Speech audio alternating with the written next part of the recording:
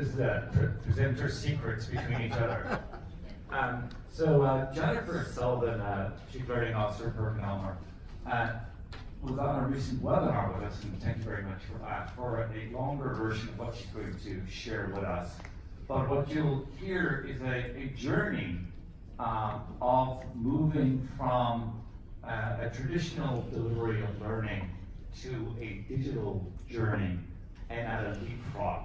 And one of the comments over lunch, when I asked one or two folks how things were going, like, oh my goodness, we're so far behind, and such. Well, we're deliberately picking the people that are very far ahead so that you could be inspired by and learn from, and please do not be intimidated by and feel like you should be there. It's to give you a menu of inspirational choices and directions. We all have limited budgets, and maybe one of them you'll choose to incorporate into your 2019 plan. So, Jennifer, tell us about your journey. Thank you, and welcome. Great, thanks so much, Kevin. Can I volume on it?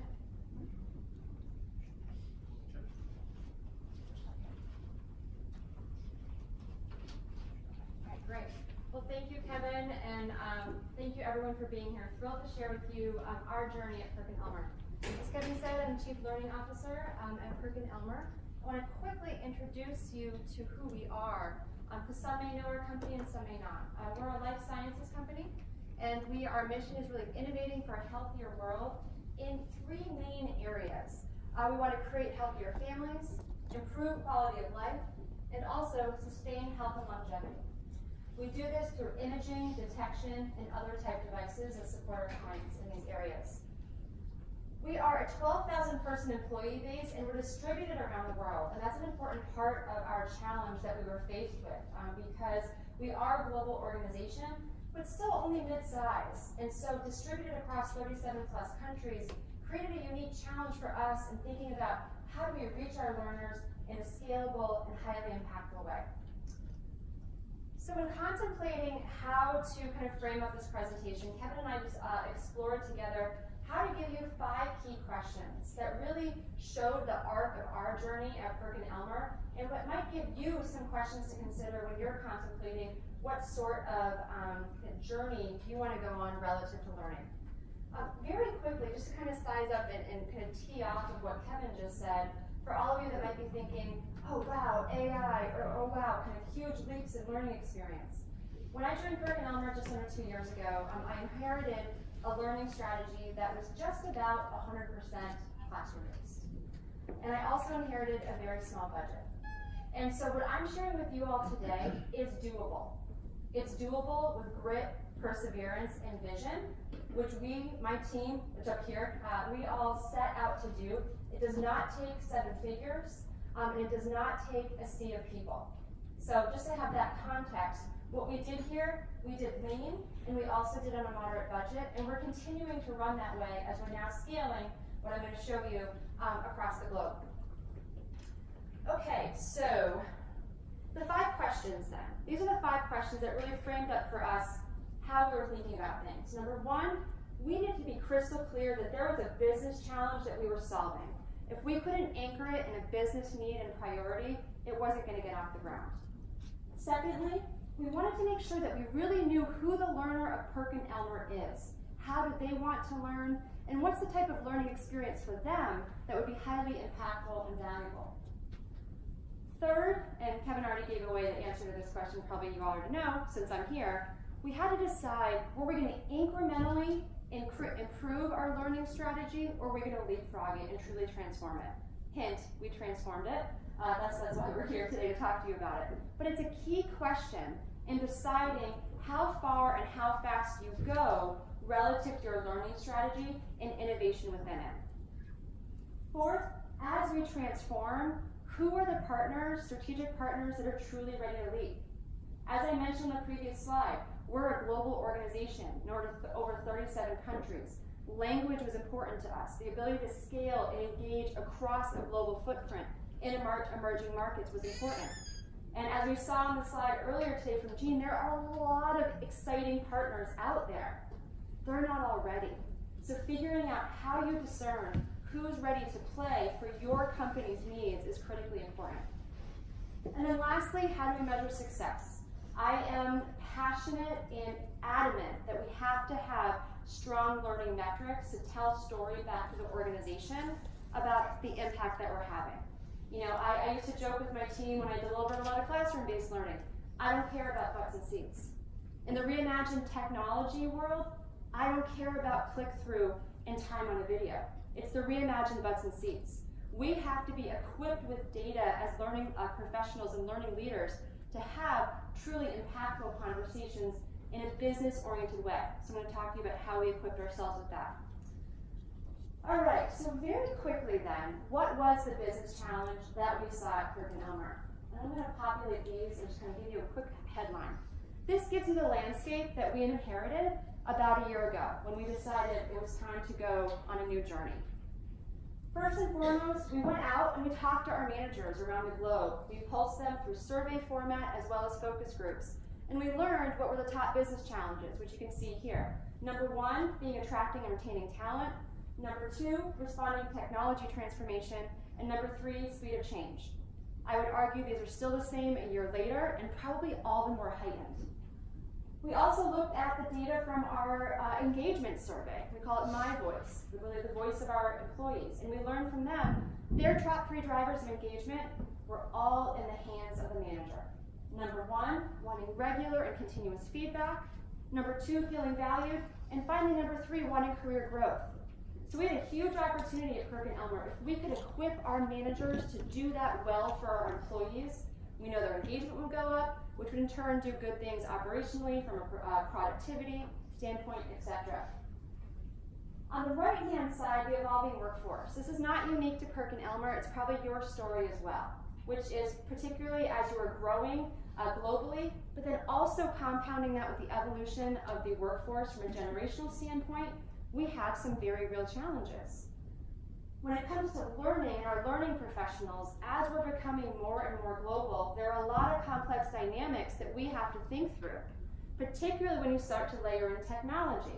The viability of emerging markets, being able to have the bandwidth infrastructure to actually run technology smoothly is real. As we are scaling both through organic and inorganic growth, we are adding more and more countries to our footprint, which brings more languages. So we need to be able to deliver locally in languages as well.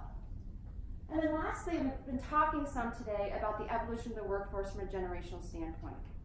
It is a very real reality. We know it. Jean talked a bit about it in her opening keynote this morning. The millennial population has different expectations.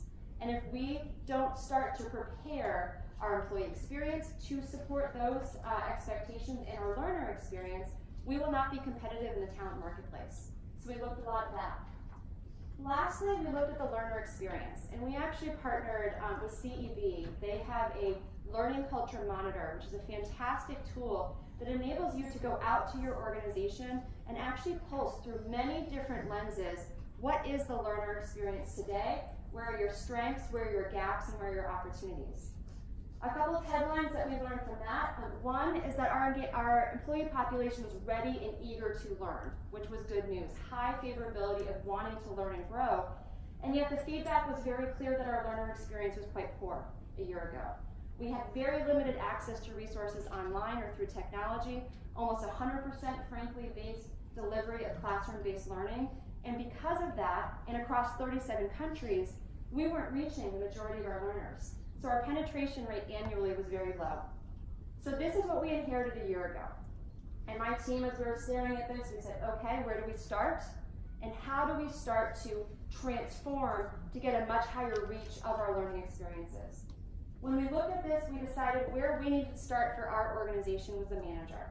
We needed to fully optimize the potential of our manager because then through them, we could change a lot of this story and dynamic.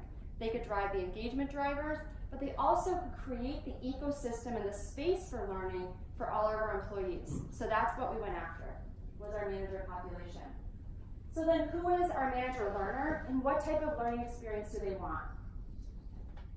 So the Perkin Elmer learner, the managers, they are diverse in nature. They span across multiple generations, many cultures, and they have a footprint around the globe.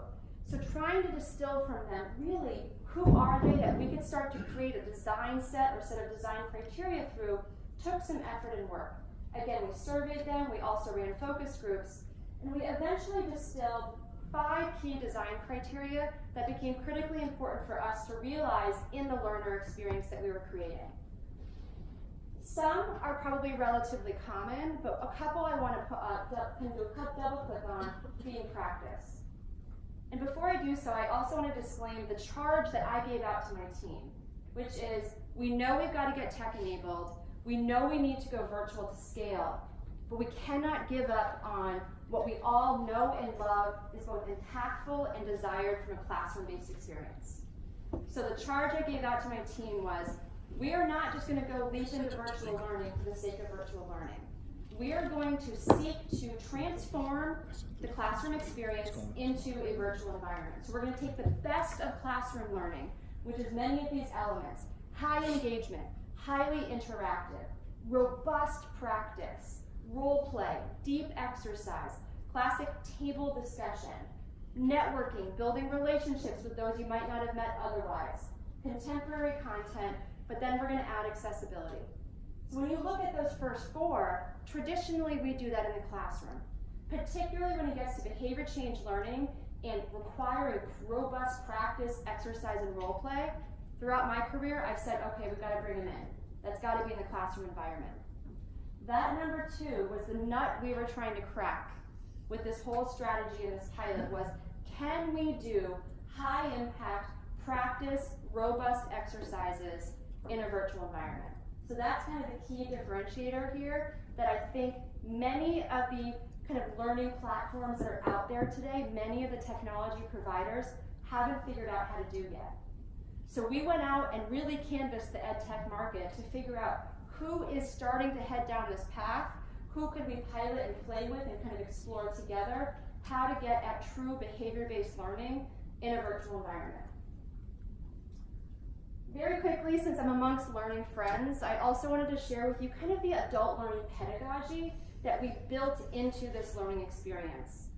We knew, and I call this kind of the sticky factor, we knew that we had to have sustainment and reinforcement over an extended period of time for the learning to stick, right? That's adult learning principle 101. So we thought about it in 3 phases. 1, your formal learning, your introduction to the concepts, learning it, but then also reinforcing it in drip format over a 4-week period. Number 2 was practice and feedback. We knew, like in classroom-based learning, they have to practice, they've got to have time to wrestle with the ideas, and really work it in exercise. And then number 3, we wanted to make it real. We wanted to ensure that we threaded it all the way through back to on-the-job application. So I wanted to share this just again amongst us learning friends, how we thought about it from an adult learning standpoint to realize the intentions of those 5 design principles. Does that make sense? All right, so are we catching up or leapfrogging? Obviously we decided to leapfrog, and now I'm going to show you what this started to actually look like and what our participants experienced. So we branded this MyPath.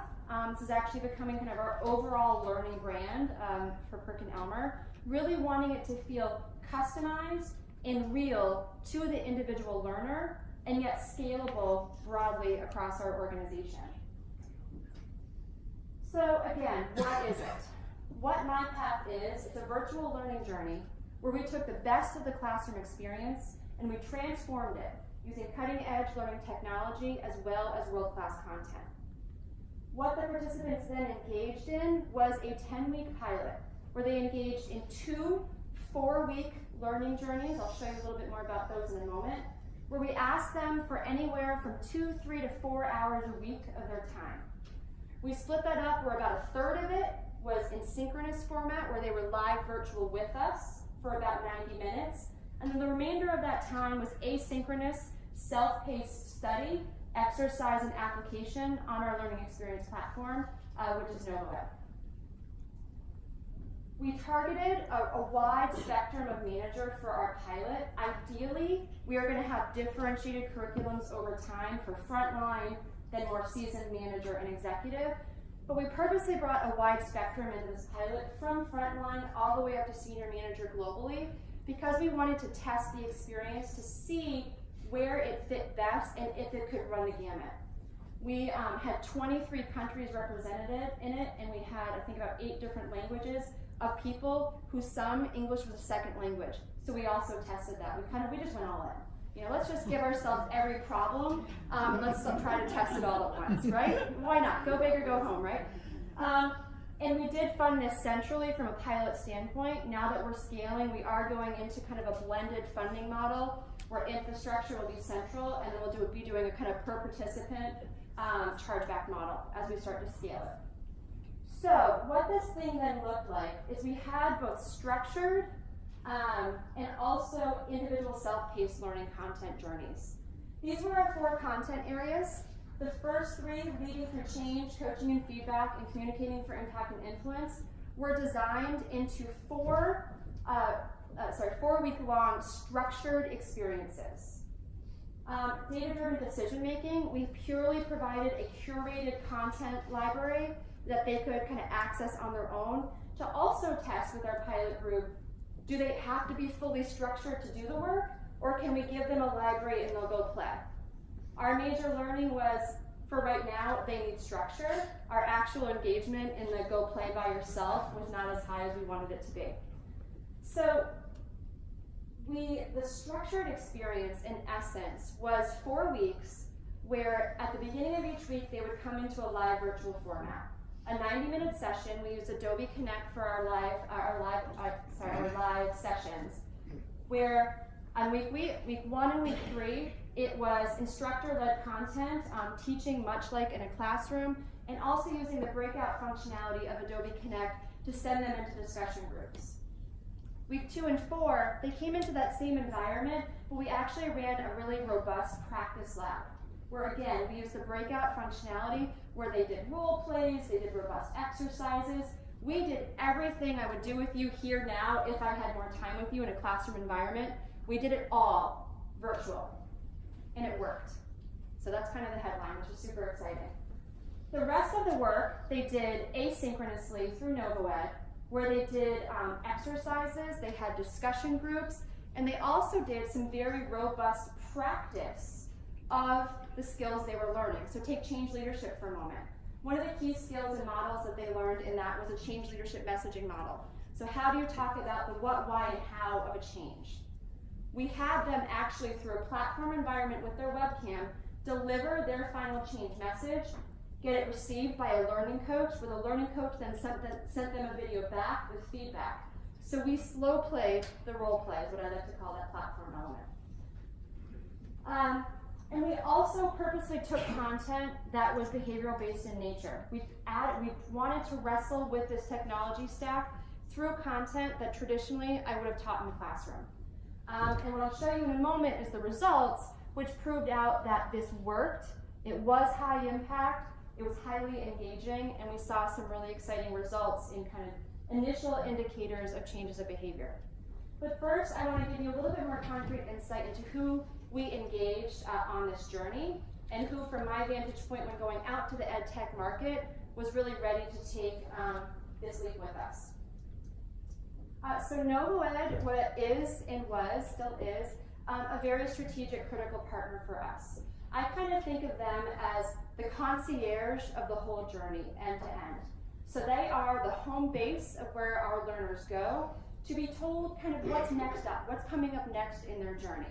Is it a live session with a facilitator? Is it read this HBR article, watch this TED Talk, and then reflect on it in a discussion group? Is it actually doing a robust exercise and submitting it back in for both peer feedback or learning coach feedback? NovoEd is that kind of end-to-end partner that provides that one-stop experience for the learner. It also integrates with other partners seamlessly, so I might send my learners somewhere else, but that connects them, and they might not even know they're somewhere else, if that makes sense. Just a couple other things. So NovoEd was really the facilitator of all of the asynchronous learning, and then Adobe Connect was the technology enabler for the synchronous or live format learning. Lastly, why we decided on NovoEd versus potentially some of their competitors. One of the last key differentiators for me was the level of flexibility in the UI and how you could really make it your own. You could embed your own graphics. You could really do anything that you wanted with very, very, very little limitation. And for me, who had big vision, big ideas, and sometimes annoying my team tremendously about them, the NovoEd flexibility platform really enabled us to bring to life the vision of the user experience that we really wanted them to have. Other partners I talked about Adobe Connect, they are our live format, where we did our live format events. And again, they have a breakout room functionality that enables you to reimagine the table exercise. So you want to break people out into groups of 3 or 4, and their webcams pop on, and they discuss a topic, they role play, they do whatever you want them to do. And then with another click of the button, they come back into the main room, and then you can debrief, etc. From a content provider standpoint, we use a few different vendors. Grovo is one for micro-learning, very contemporary, short video type experiences. From Harvard Business Publishing, we use Harvard Managed Mentor, but we're now actively evaluating both Spark as well as Leading Edge. Spark is one of their new products that looks really exciting and fresh. And then TED Talks were a huge part from an inspiration standpoint around our content area. The last I'll talk about in a moment, Metrics That Matter, is our learning experience partner. They are now owned by Explorance. But again, if you're interested in more advanced learning evaluation, they have basically reimagined the Smart Sheet. That's what I think of them as. And they can do things now in a predictive way, and also have a huge database of benchmarkable data to help you be able to benchmark yourself against other learning programs. So let's take a look at measurement then. So my path by the numbers. Really what is our story relative to how we did. From a learner experience standpoint, our initial insights from this data we were quite pleased with relative to a phase 1 pilot. Learning content, 87% favorable, we were thrilled with that. Our technology and our learning effectiveness was turned down a little bit from where I would have liked to see it, but we know why. One is from a technology pilot standpoint, we did not seamlessly integrate our technologies because we were evaluating them. So that's an easy fix. And then number 2, I think the other reason why that turned down a little bit is we ran in English only. We know as we scale, we will be turning on all of the key languages of our company, but we had international population, I mentioned 23 countries represented. We felt it. We felt it in our pilot population, although we said English was really a required gate to entering the program, we had some challenges there. Learning value, we were thrilled with this score, but more than anything, I was even more excited about I believe the learning will impact. A key message in our whole learning experience with these managers is to really ingrain in them the power and the potential that they had as managers of people to drive engagement. So to see that coming out so high as the learners believing that this learning experience will greatly impact their team engagement was an exciting side benefit win for us because it was a key drumbeat of our messages.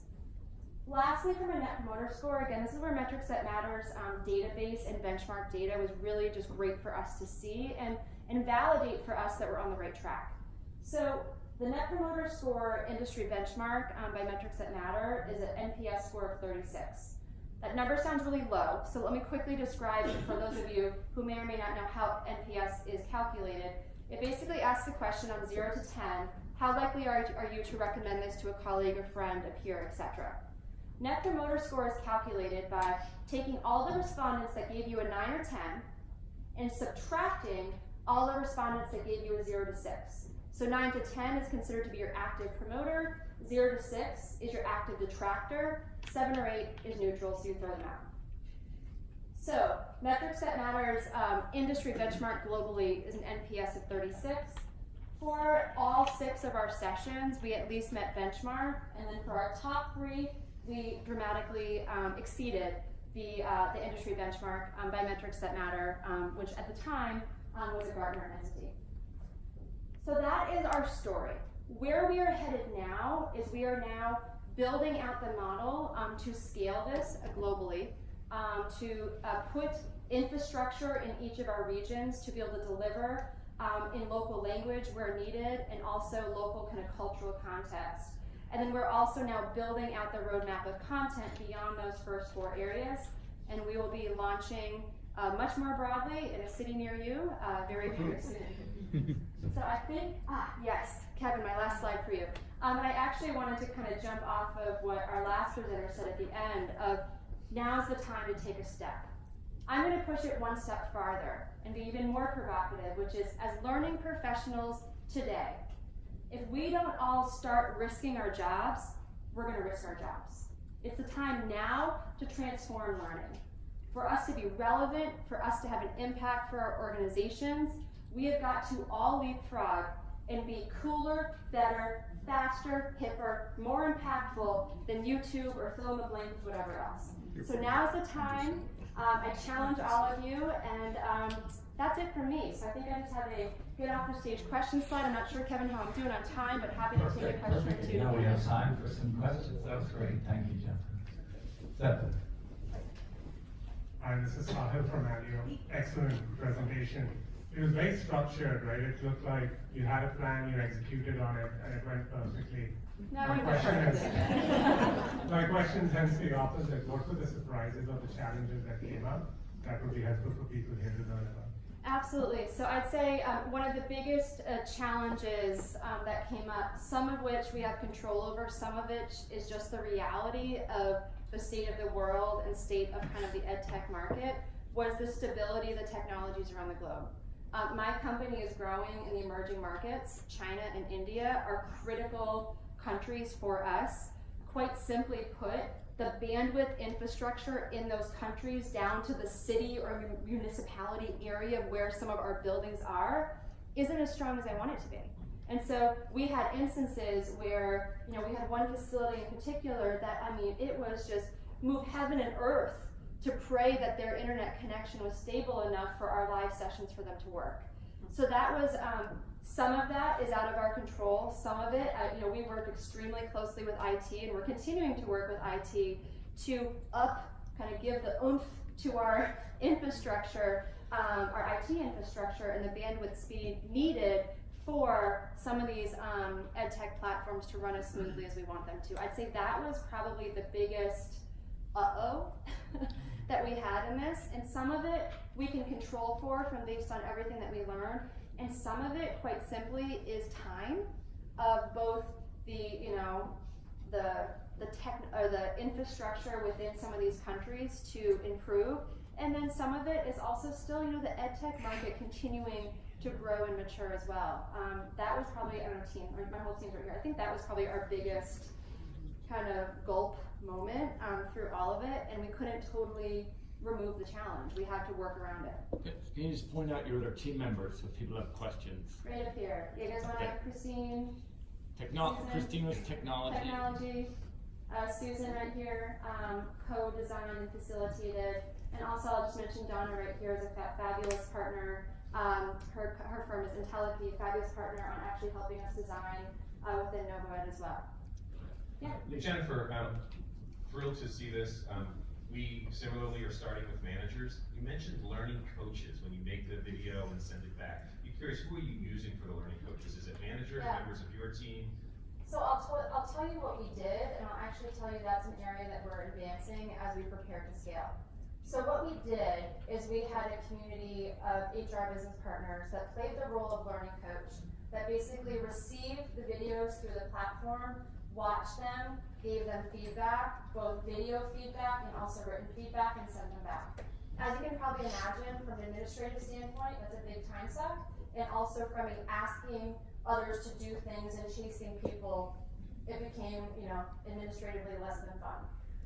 What's exciting about the platforms and how they're starting to advance, even since our pilot, 9 months ago, is there are now algorithms being built in to enable it to, as videos, are submitted back, so their submissions are in, there's now algorithms in the platform that says, once it's in and we have, let's say, 10, we are going to automatically send 2 to 3 to other learners, to have the learners, as part of their continued learning experience, watch, evaluate, and give peer feedback. And what I love about that, twofold. I love the administrative burden it lifts off, but I love even more, it's continuing the learning experience for the learner. Because we all know, once you have to start to teach, you're internalizing the content. So it actually is extending the learning experience even more deeply. So that, for me, was a very exciting that was removed by the advancement of the technology, because now we don't have the administrative burden of how are we going to get enough learning coaches You can't scale that. So you can't scale it, but then also, how much cooler is that for the learning experience to have that built in as the learner giving that peer feedback? And who knows, Micah might be. I know.